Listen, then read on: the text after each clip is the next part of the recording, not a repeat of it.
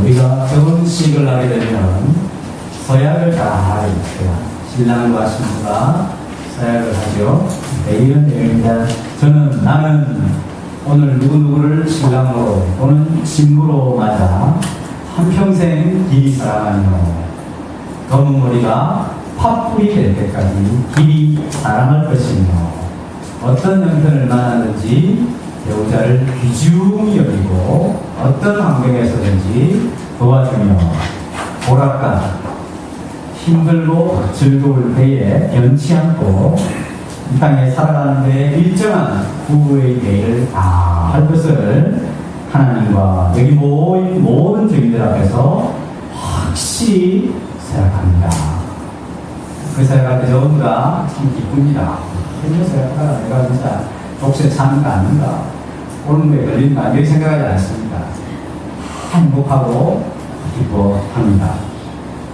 그러나 막상 뚜껑을 열고 결혼 생활을 하면 이거 뭐 사랑하는 사람하고 사는지 왼수하고 사는지 구별이 안 될 때가 많습니다. 전쟁을 치러야 하는데 전쟁을 아직도 저같이 전쟁을 치는 분이 있을 줄로 압니다. 목사라든지도 전쟁이 자주 있습니다. 살다 보면 막 믿기도 하고 갈등이 일어나고 또 여러 가지 상황에 따라서 마음이 막 바뀝니다.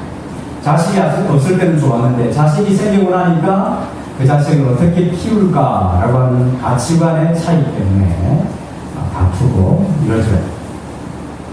늘 한결같지가 않습니다. 그토록 사랑하고 목숨까지 줄 수 있을 것 같은 배우자에 대한 깊은 사랑 또한 시간이 지나면서 환경이 바뀌면서 자꾸 바뀐다는 것을 알 수 있습니다.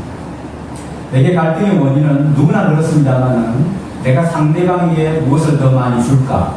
상대방이 원하는 것이 무엇일까? 상대방의 필요가 뭘까? 하는 데 대한 관심이 훨씬 많다면 싸움은 훨씬 줄어듭니다.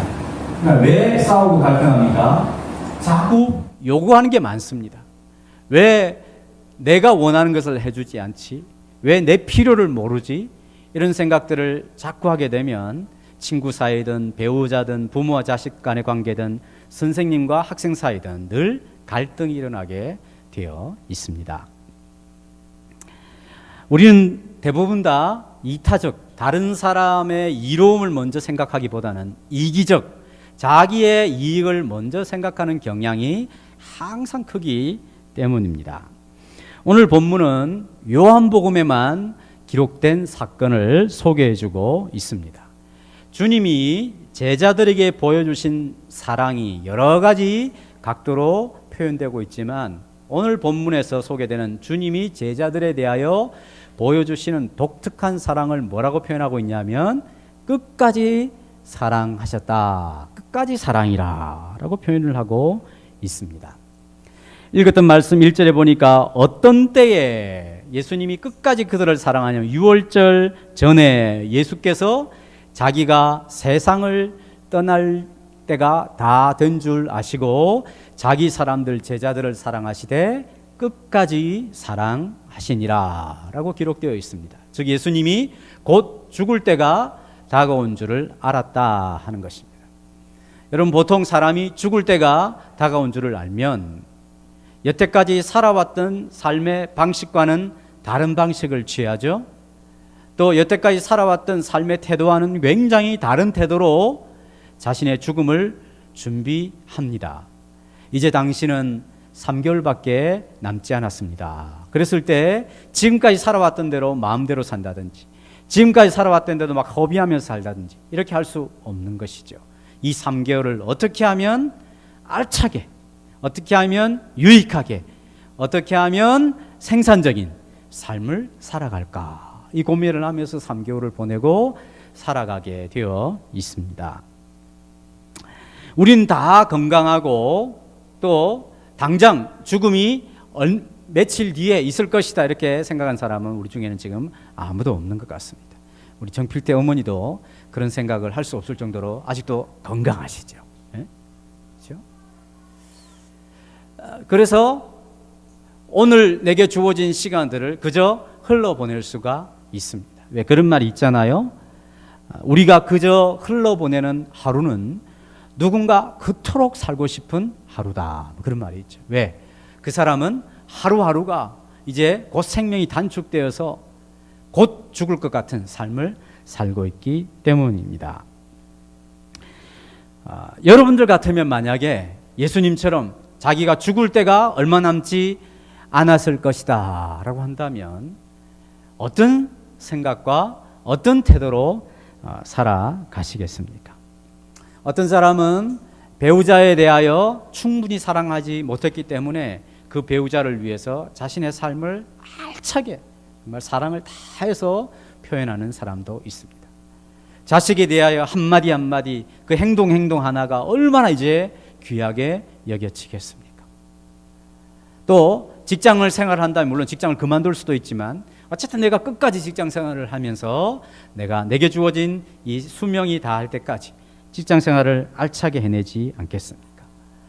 부모님을 생각해 보면 부모님이 돌아가실 경우라든지 아니면 자기가 돌아가실 경우라든지 간에 부모님에게 효를 다하지 않겠습니까? 이것은 사람들이 갑작스럽게 자신의 죽음이 닥치게 되었을 때에 여태까지 살아왔던 것과는 다르게 행동하지만 그래도 죽음의 날을 알게 될 때는 굉장히 값지게 살아간다는 것을 알 수 있습니다. 그러나 예수님이 자기가 유월절 전에 세상을 떠나서 아버지께로 돌아가실 때가 이른 줄 알았다 했을 때 예수님이 일상생활이 지금과는 달랐는데 이제 갑자기 자기 제자들을 끝까지 사랑하기로 결심한 것은 아니었습니다.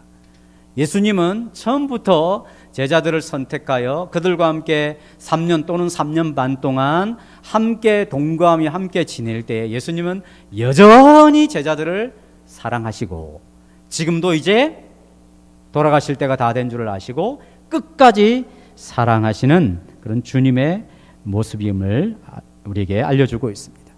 그러면 예수님이 끝까지 사랑한 이 대상 제자들은 어떤 사람이었을까요? 예수님 자신은 떠나지만 남겨질 이 제자들을 향하여 예수님께서는 간절하게 기도하신 적이 있었습니다. 그럼에도 불구하고 제자들의 상태는 예수님의 사랑을 충분하게 받을 만한 어떤 가치나 그런 삶을 살았던 사람들은 아니었습니다.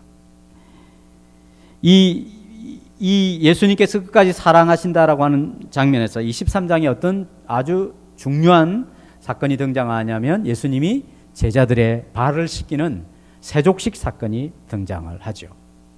예수님이 이제 제자들의 발을 씻기십니다. 베드로 순서가 되었습니다. 베드로가 순서가 되니까 베드로가 너무 이렇게 참 당황스럽잖아요.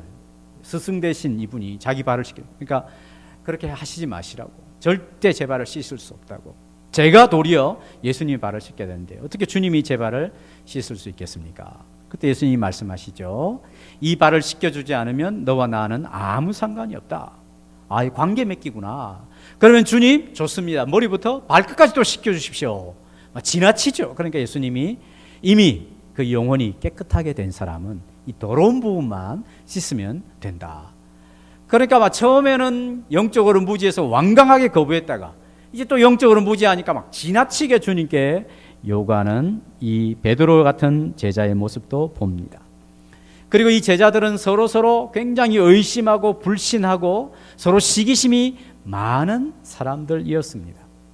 이후에 예수님이 이제 성찬식을 제정을 해주시는데 성찬식 제정 후에 성찬을 받고 제자들은 서로 누가 크냐 그런 시기심 높아지려고 하는 마음 때문에 막 주님 앞에서 다투는 아주 미성숙한 그런 제자들이었습니다.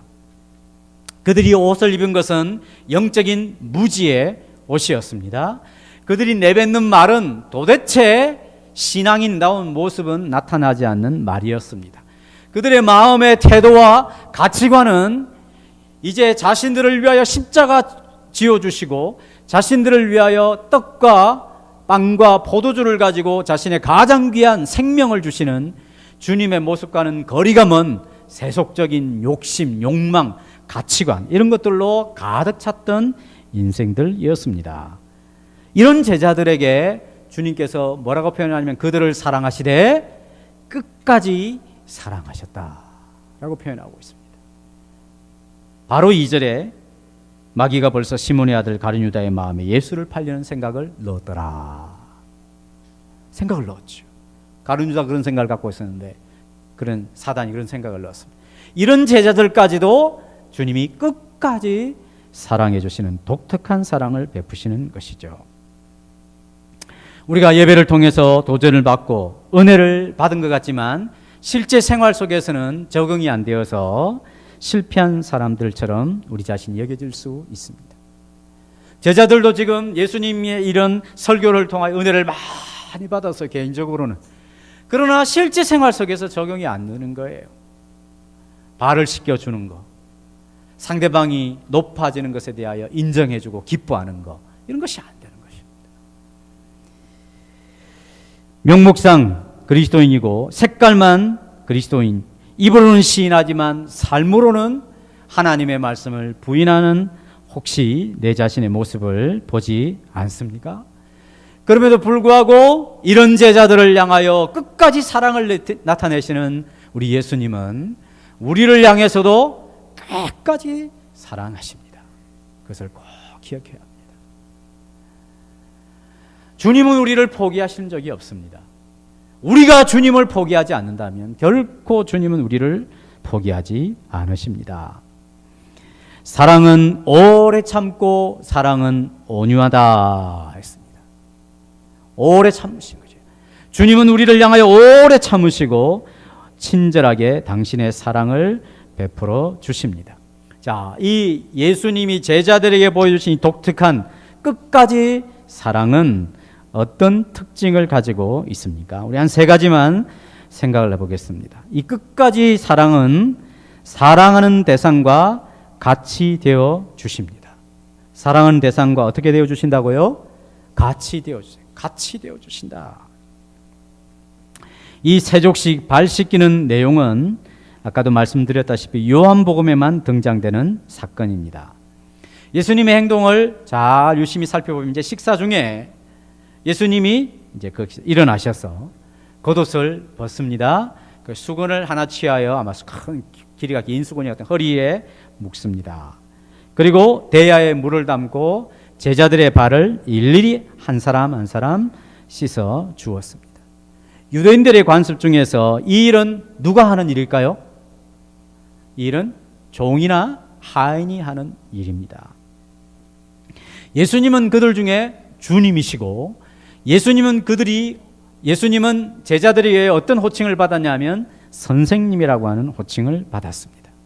주님과 선생이 가장 낮은 종의 모습으로 그들을 섬기시는 모습이죠.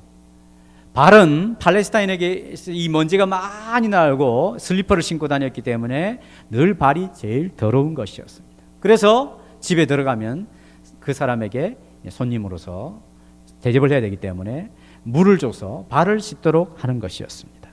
가장 더러운 발을 씻기고 주님은 자신을 제자들의 수준으로 낮추시는 거죠.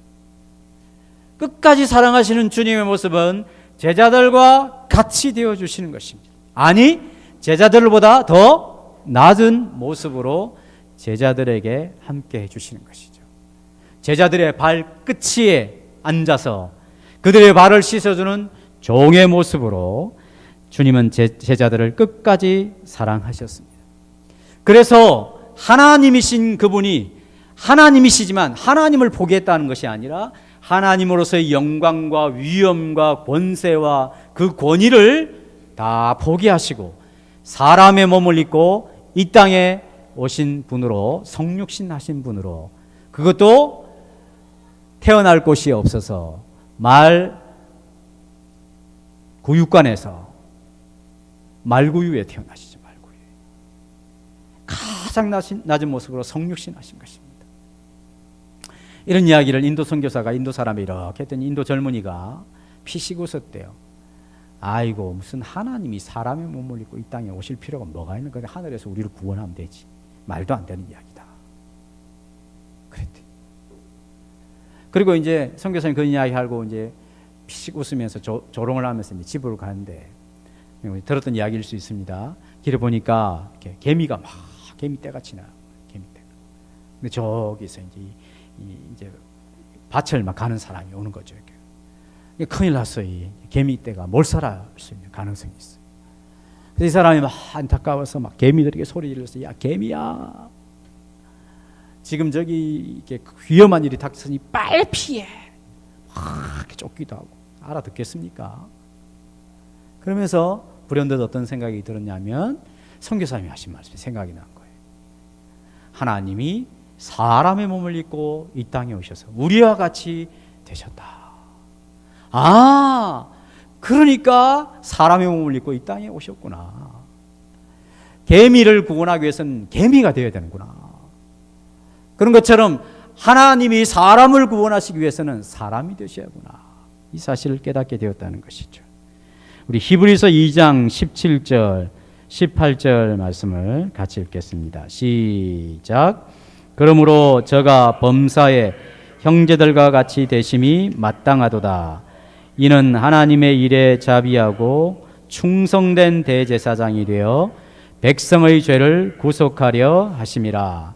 자기가 시험을 받아 고난을 당하셨은즉 시험 받는 자들을 능히 도우시느니라. 저가 예수님이 모든 일에 우리와 같이 되셨다. 끝까지 사랑은 우리와 같이 되시는 것이죠. 이는 하나님의 일에 자비하고 충성된 대제사장이 되어 백성의 죄를 구속하려 하심이라. 자기가 우리와 똑같이 시험을 받아 고난을 당하셨으므로 시험 받는 자들을 충분하게 도와주실 수 있다. 아멘. 진짜 그런 것입니다. 그리고 예수님이 이 땅에서 세례를 또한 받으시죠. 세례 요한에게. 그 세례 요한의 세례의 별명이 회개의 세례입니다. 회개의 세례. 회개의 세례는 어떤 대상만 받느냐면 자기를 죄인으로 여기는 대상만 받는 것이죠. 예수님은 죄인이 아니시기 때문에 이 죄인이 받는 세례를 받으실 필요가 없으셨습니다. 그럼에도 불구하고 죄인의 자리에 대열에 기다리시면서 죄인의 자리에 앉아서 세례를 받으시죠. 왜 그렇습니까? 우리와 같이 되어 주십시오. 같이. 더 나아가서 예수님은 십자가에 죽으십니다. 왜 그렇습니까? 하나님의 진노, 하나님의 저주를 당하는 죽음을 당하셨는데 그것은 바로 자기의 죄 때문이 아니라 바로 저와 우리들의 죄 말미암아 하나님 앞에 받아야 될 진노와 저주를 대신 당하심입니다. 갈라디아서 3장 13절을 같이 읽겠습니다. 시작. 그리스도께서 우리를 위하여 저주를 받은 바 되사 율법의 저주에서 우리를 속량하셨으니 기록된 바 나무에 달린 자마다 저주 아래 있는 자라 하였습니다. 우리를 위하여 저주를 받았다. 나무에 달린 자마다 저주 아래 있는 자라. 나무에 달렸다는 말은 십자가에 죽었다 이 말인 것이죠. 유대인들은 나무에 달렸다는 것은 이건 보통 죽음이 아니라 하나님께 저주를 받아 죽은 엄청난 죄인의 죽음이라 이렇게 평가를 내렸습니다. 예수님 왜 그런 죽음을 당하십니까? 우리와 같이 되어주심이죠.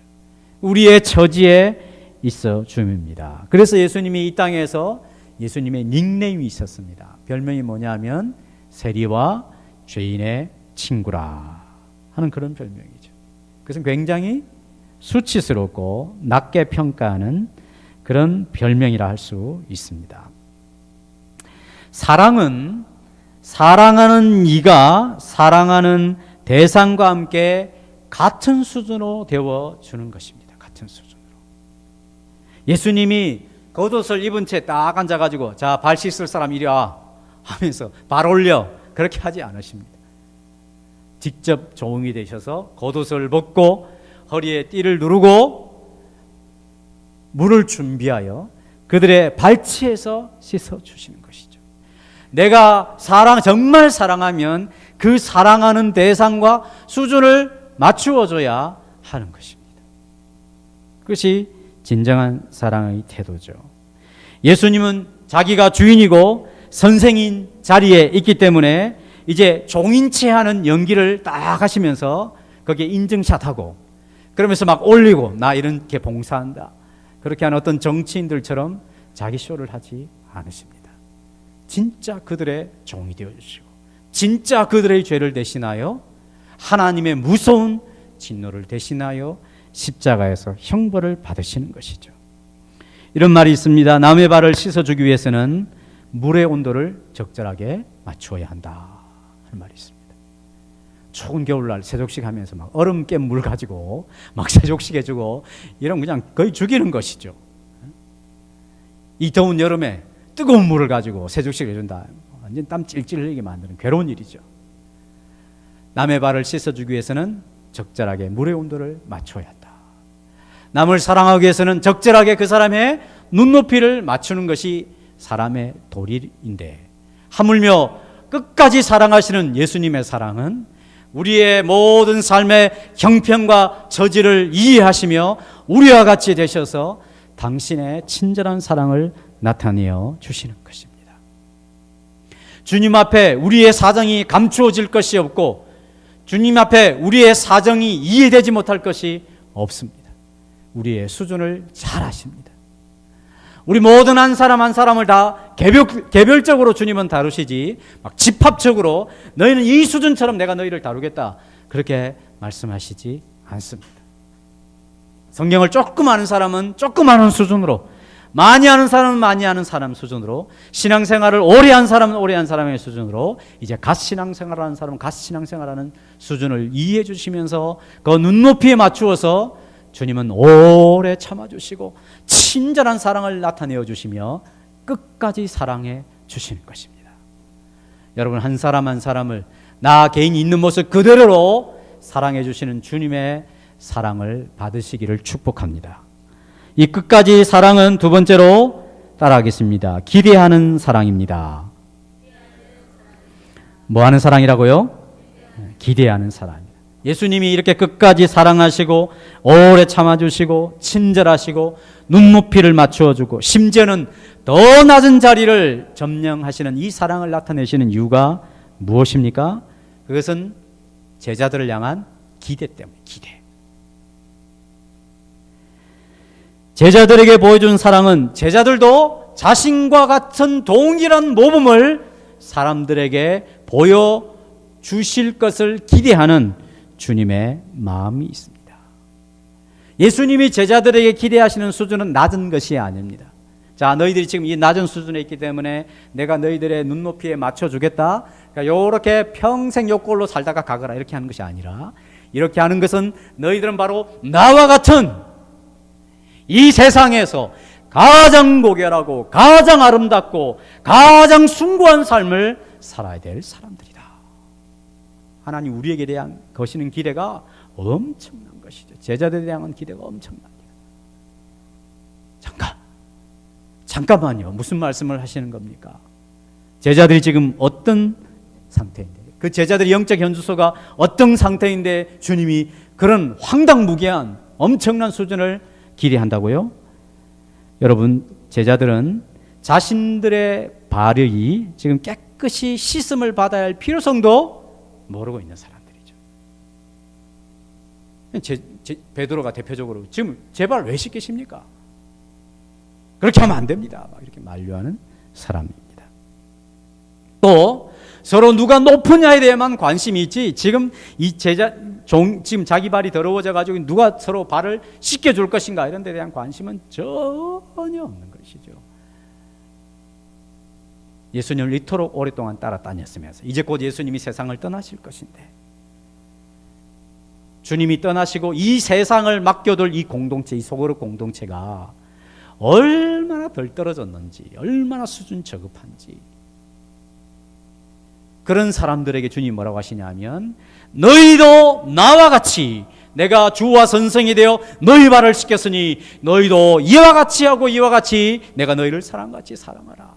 내 수준이 되어야 된다. 엄청난, 그들이 도저히 상상도 하지 못하는 엄청난 기대를 하시는 것이죠. 사랑은 약간 사랑하는 대상과 같이 되어주지만 또 사랑은 사랑하는 대상에 대한 기대를 갖게 합니다. 내가 누군가를 사랑할 때에 있는 모습 그대로 사랑하지만 그 사랑하는 대상에 대한 기대가 있습니다. 그죠? 부모는 자식을 사랑합니다. 그리고 자식을 사랑하기 때문에 자식에 대한 기대가 있습니다. 물론 그 기대를 자식이 충분히 만족시킬 수 없을지 모릅니다. 그러나 기대가 있습니다. 자식이 하나든 둘이든 셋이든 열이든 기대가 다 있는 거예요. 그 자식의 수준들이 다 다르죠. 그러나 그 자식에 맞게 내가 쟤는 이런 기대가 있고 쟤는 이런 기대가 있다. 그것은 사랑하기 때문입니다. 과욕이 아닙니다. 마땅한 것이죠. 예수님께서 제자들을 위하여 섬김이시면서 제자들의 발치에 앉아 제자들과 같이 되어주실 뿐만 아니라 더 낮아지셔서 그들을 끝까지 사랑하심은 그들에 대한 엄청난 기대가 있습니다. 예수님 자신의 생명값을 희생하여서 그들을 대신하여 그들의 죄와 허물에 대하여 형벌을 대신 받으심은 그들에 대하여 엄청난 기대가 있는 것이죠. 우리가 하나님의 자녀가 되는 것은 하나님의 은혜로 됩니다. 값없이 되는 것이죠. 공짜로 되는 일입니다. 선물로 되는 일입니다. 하나님께서 예수님 안에서 이루신 것을 내 마음에 믿고 또는 믿어지면 그것은 하나님의 은혜로 말미암아 우리가 하나님의 자녀가 됩니다. 그러나 하나님께서는 이 은혜를 주시기 위하여 하나님 쪽에서는 엄청난 희생과 대가를 지불하시죠. 그것이 무엇입니까? 예수님의 목숨입니다. 우리가 받아야 될 구원과 우리에게 허락된 하나님의 나라는 엄청난 것이기 때문에 그것을 죄인인 우리가 스스로 얻어낼 수가 없습니다. 그래서 하나님 우리를 불쌍히 여기셔서 우리 힘으로 안 되니까 예수님 안에서 예수님을 통하여 우리의 구원을 다 이루시고 그것을 믿는 자들에게 다 선물로 주시는 것이죠. 공짜이긴 하지만 하나님 쪽에서 엄청난 대가가 지불된 엄청나게 가치 있는 하나님의 구원과 하나님의 나라를 우리에게 선물로 주시는 것이죠. 이런 값진 사랑을 베푸시는 하나님께서 우리를 끝까지 사랑하실 때에 기대를 하지 않으신다라고 하는 것은 그것은 하나님의 사랑을 참으로 잘못 생각하는 것입니다. 하나님께서 이렇게 값진 희생을 드려 이 천국을 주고 예수님을 죽여 우리의 모든 형벌을 대신하여 그가 십자가에 죽게 하신 것은 우리를 향한 그만큼의 가치 있는 기대를 갖고 계시기 때문입니다. 안토니오 스트라디바리라고 하는 명장이 있습니다. 이 사람이 뭐 하는 사람입니까? 바이올린을 만든 스트라디바리우스라고 하는 바이올린을 만든 사람이죠. 1699년 그가 55세 때에 이 스트라디바리우스 바이올린을 만들었어요. 그래서 경매를 했는데 20억에 팔렸습니다. 20억. 바이올린 하나가 20억. 옛날에 장한나입니까? 그 첼로 그게 6억짜리라 그러죠. 6억짜리. 지금은 이제 뭐 지휘자도가 벌써 됐죠. 어른이 다 됐습니다. 여러분 6억짜리. 또 옛날에 제가 어떤 지도하던 그 집사님 악기 이점을 했는데 아들이 하나 했어요. 그때 중학교 2학년이 지금 벌써 한 10년쯤 됐으니까 청년이 되었겠네요. 독일로 유학을 갔는데 우리 앞에서 이 바이올린 연주를 하는데 와 정말 제가 제 귀로 실제적으로 들었던 바이올린 소리 중에 그처럼 아름답고 깊은 소리가 나는 바이올린 처음 들어봤습니다. 근데 그건 스트라디바리가 아니고 또 다른 거였는데 이름 모르겠습니다. 그것도 상당히 비싸더라고요. 여러분 그런 것을 부모가 자식에게 줄 때 왜 주겠습니까?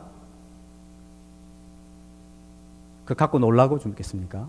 심심할 때 그냥 이렇게 한 번씩 켜보고 또 이 활 가지고 이 칼싸움도 하고 그렇게 하라고 줬습니까? 말 안 들으면 바이올린 누구 때려 이렇게 줬습니까? 왜 그걸 줍니까? 6억, 뭐 20억, 뭐 몇천만 원짜리 이런 악기를 왜 사줍니까? 그 악기가 나는 소리의 깊이, 그 악기가 낼 수 있는 그 아름다움을 네가 갈고 닦아서 그 소리 내라고 주는 거죠. 철이 있는 아이는 그것을 받을 때 어떤 생각이 듭니까? 물론 기분 좋겠지만 이제 죽었구나. 이 소리 어떻게 감당하지? 이런 생각하지 않겠어요? 하나님께서 예수님을 희생하여 우리에게 이것을 선물로 주셨을 때 예수 갖고 놀아라. 이 세상에서 그 예수님 가지고 막 마음껏 놀고, 심심하면 예수님 얼굴 패대고, 이 땅에서 그냥 재미난 거 구하고, 그 예수님 때문에 그것을 편안하게 지내고, 그렇게 하라고 예수님을 주셨겠습니까? 아니죠.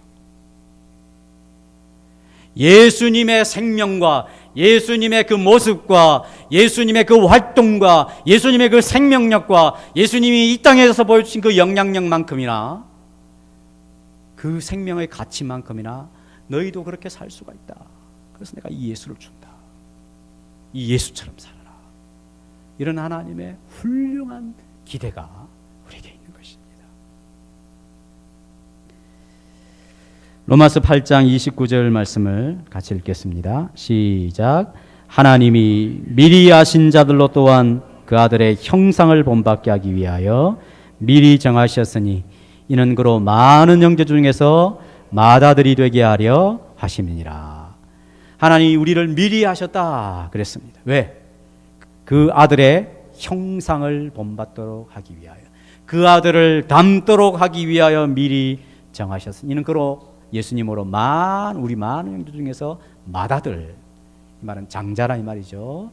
그처럼 이제 주님이 우리 가운데 최고이시지만 그 아들을 본받는 그런 일을 위하여 하나님께서 우리를 정하시고 예수 안에서 우리를 부르시고 예수 피로 말미암아 우리를 구속하시고 예수 피로 말미암아 우리를 깨끗하게 하시고 예수 피로 말미암아 우리가 하나님의 자녀가 되게 하셨다. 예수 닮도록. 그래서 예수님이 너희가 주와 선생이, 너희가 나를 주라 선생이라 한다. 옳다. 내가 너희의 주와 선생이 되어 너희 발을 씻겼으니 너희도 이와 같이 하라. 내가 너희를 사랑같이 너희도 서로 사랑하라. 그래야만 이 세상에 있는 사람들이 그 사랑을 보고 너희가 저 사람들은 정말 예수님 닮았다. 예수님의 제자들이구나.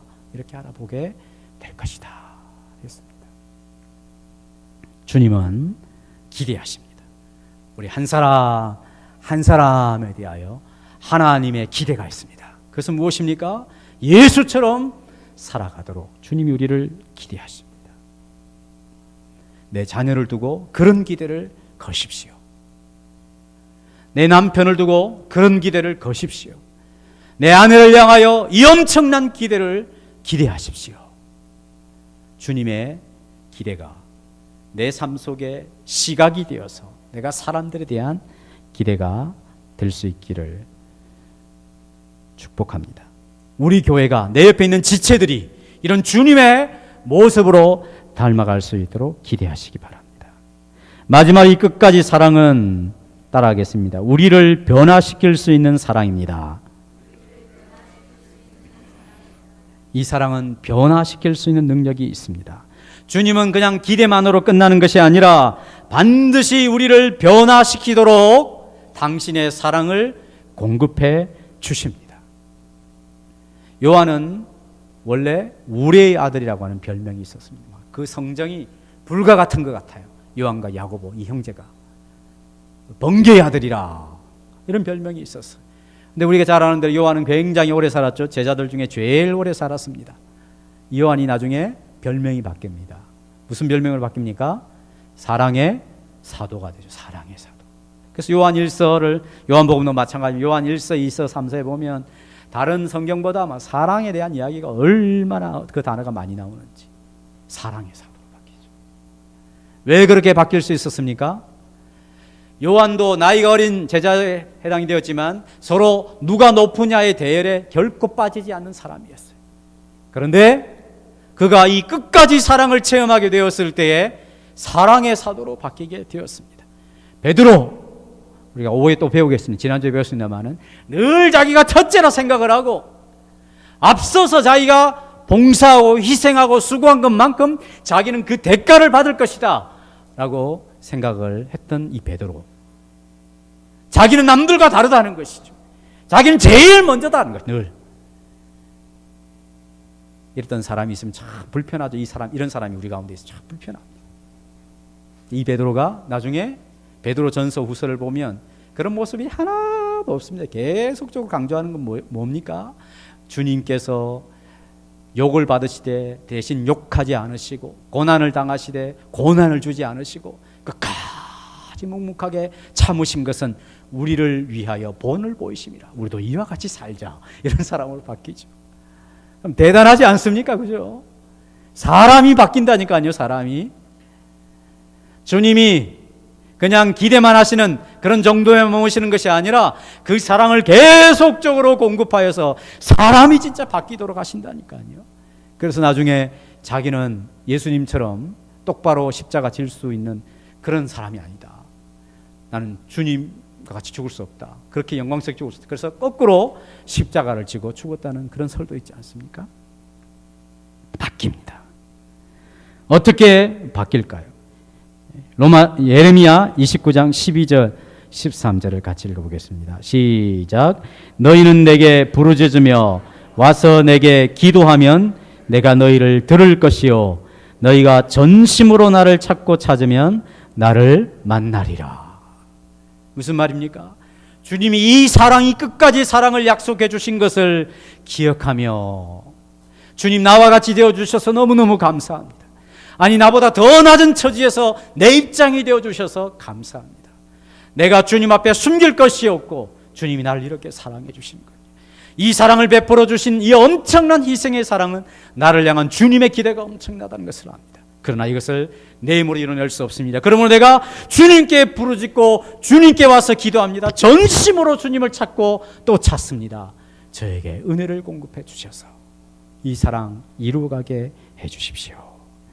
그렇게 간절하게 하나님을 찾는 자들에게 하나님이 반드시 만나 주신다 하는 것입니다.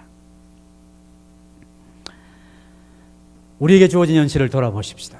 또 한 주간 내 자신을 돌아보면서 우리 보험성가 가사처럼 나에게 실망하여 그러지 않습니까?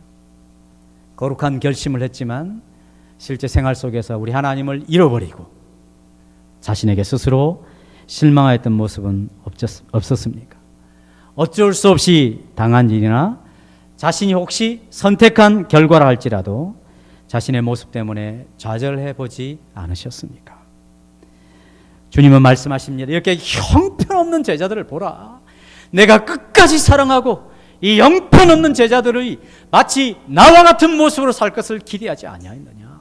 그리고 그들이 마침내 변화될 수 있지 않았느냐. 실망하지 마라. 너희 자신들에게는 실망할 수 있지만 영적인 시선을 자신에게 두지 말고 나에게 두라. 나를 만나라. 나를 간절히 찾으라. 나를 구하라. 내가 도와주리라. 주님 이 시간에 우리 자신에게 말씀하시는 주님의 음성으로 들리지 않으십니까?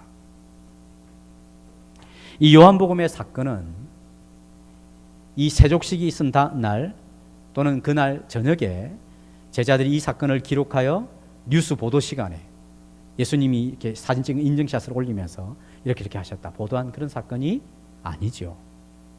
요한이 적어도 80년대 후반 AD 90년에 기록을 했습니다. 즉 예수님이 승천하시고 이미 한 세대 두 세대 예수님을 목격하였던 부활을 목격하고 생생한 신앙적인 삶을 살았던 사람은 다 이 세상에서 떠나고 거의 없을 때였습니다. 근데 왜 요한이 이 사건을 기록합니까? 요한은 지금 사람들에 의하여 무엇을 받죠? 존경을 받고 사람들이 그를 어떤 사도라 이야기합니까? 사랑의 사도다. 어떻게 사랑이 저렇게 많을까? 저 사람은 태생적으로 성품 자체가 처음부터 사랑이었던가 보다 이렇게 착각을 했었죠. 또 요한이 부끄럽게 자기 이야기를 하는 것입니다. 나는 참으로 과거에 부끄러웠던 사람입니다. 내 발이 이렇게 더럽고 내가 이렇게 죄로 얼룩져 있었는데도 내가 죄 씻음 받을 필요조차 못 느끼던 영적으로 무지한 옷을 입고 있었던 사람이었어.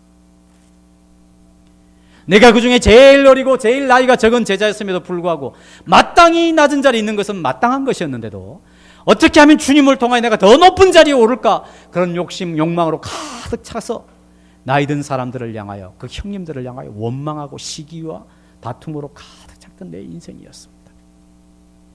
그것을 고백하는 거죠, 사람들 앞에. 나는 사랑의 사도라 불릴 자격이 전혀 없는 사람이에요. 나는 정말 악한 죄인이었습니다. 근데 주님이 나뿐만 아니라 이 형편없는 우리들을 끝까지 사랑해 주셨습니다. 바울이 이야기한 대로 나의 나된 것은 하나님의 은혜라. 내가 다른 사도보다 더 많이 수고하였으나 내가 아니요 내 안에 계신 예수 그리스도로 말미암아 하나님 베풀어 주신 은혜 때문이다.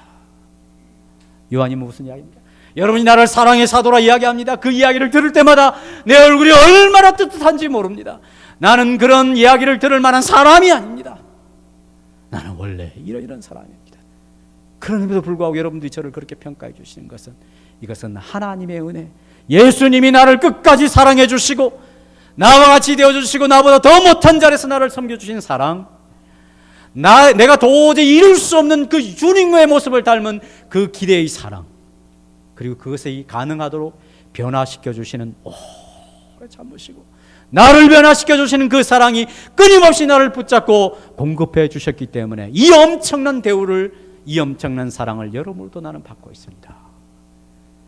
사랑하는 성도 여러분, 여러분 지금 세상의 핍박과 어려움 속에서 예수 믿는 사람들이 어려움과 고난을 당하고 수많은 믿음의 사람들이 형장의 이슬로 사라지고 이 사회적인 어려움과 재정적인 어려움과 물질적인 고난과 육체적인 고난을 당하고 있는 여러분들 얼마나 힘드시고 주님에 대한 거룩한 신앙을 잃어버리고자 하는 유혹들이 얼마나 많으십니까?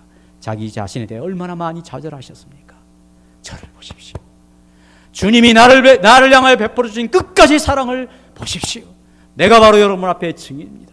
나를 보시고 여러분들의 좌절에 더 이상 머무르지 마시고 주님의 사랑을 바라보십시오. 그 끝까지 사랑을 사모하십시오. 공급해 주시는 은혜를 붙드십시오. 그 사랑이 저를 변화시켜 주셨던 것처럼 좌절하고 포기하고 싶어하는 여러분들을 붙들어서 여러분도 변화시켜 주실 것입니다. 이 설교를 요한이 지금 하고 있는 것입니다. 사랑하는 성도 여러분, 이 사랑을 믿으시기를 축복합니다. 이 사랑을 기대하시기를 축복합니다. 순종하여 하나님 앞에 전심으로 기도하며 내가 만들어낼 수 없기 때문에 하나님을 찾고 찾아 하나님 내 삶 속에서 그 사랑을 공급해 주심으로 주님의 모습으로 닮아가는 하나님의 백성들이 되시기를 주님의 이름으로 축복합니다. 기도하겠습니다.